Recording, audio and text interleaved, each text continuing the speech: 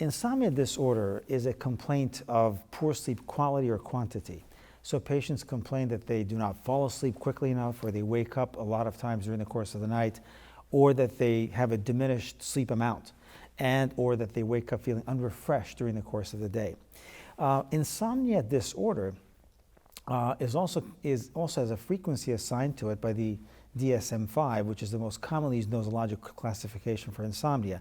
It has to occur at least 3 nights per week, and has to occur over the course of 3 months or longer to be defined as a disorder. Plus, it has to have consequences. In other words, people who don't sleep well need to have some degree of impairment during the course of the day, or have to be concerned a great deal about having the problem. Now, some of the consequences of insomnia, for example, include things like motor incoordination, memory decrement during the course of the day, falling asleep during activities of daily functioning, and more dangerously while driving, and so on and so forth. So these are some of the impairments that patients have to complain about to qualify as insomnia. And finally, what's interesting about the new nosologic classification of insomnia is that we no longer look at insomnia as being a primary or secondary phenomenon. We now look at it as being a problem or a disorder which coexists with other disorders or is comorbid with other disorders.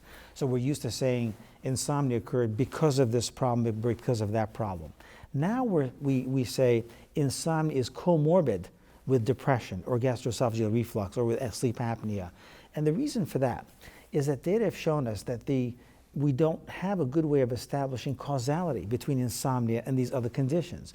So for example, a patient has major depression could have depression and insomnia, but it's very possible that the relationship between insomnia and depression is a circular one, where depression causes insomnia, but insomnia then makes depression worse.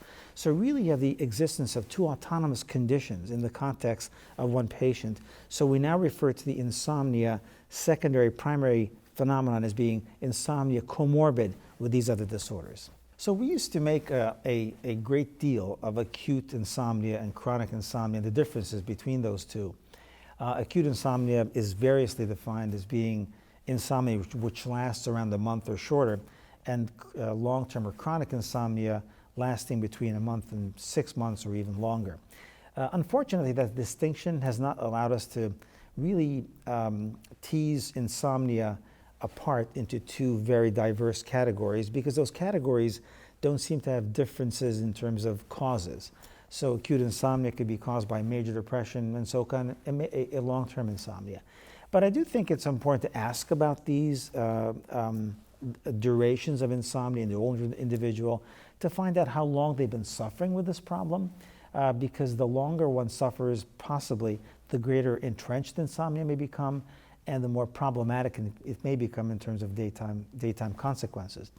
The primary and secondary categorization, of course, is something which we no longer adhere to. We now call insomnia either comorbid or non-comorbid because of the understanding or suspicion that insomnia, when it exists with another disorder, may or may not be causing that, may not be caused by that disorder, and may be an independent phenomenon.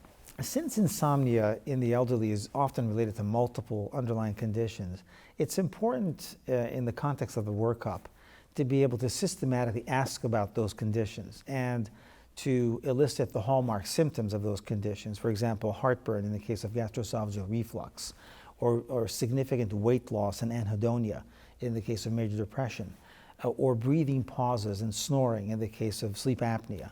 So a systematic evaluation is critical before we delve into symptomatic treatment. In addition, going even backwards, it's even critical simply to ask an older person about sleep. We find that most practitioners ignore sleep in their new patient workups and even in the follow-up sessions that they have with patients. So asking, how is your sleep, can be so important in identifying sleeplessness as a problem and treating it, because of the fact that sleeplessness is so often associated with impairments which could be possibly averted if insomnia is properly diagnosed and treated. So asking about sleep, systematically asking about the disorders that may be causing insomnia, and thirdly, looking at the nature of the sleep problem itself. For example, is it a problem with falling asleep, or is it a problem in staying asleep, or both? The reason we ask for that is, number one, many of the pharmacologic agents that we use either help sleep latency or sleep maintenance or both. So asking about the nature of the sleep complaint over the course of the night can help us identify the pharmacologic agent more accurately. But number two, the nature of the sleep complaint over the course of the night also helps us understand the diagnosis related to insomnia.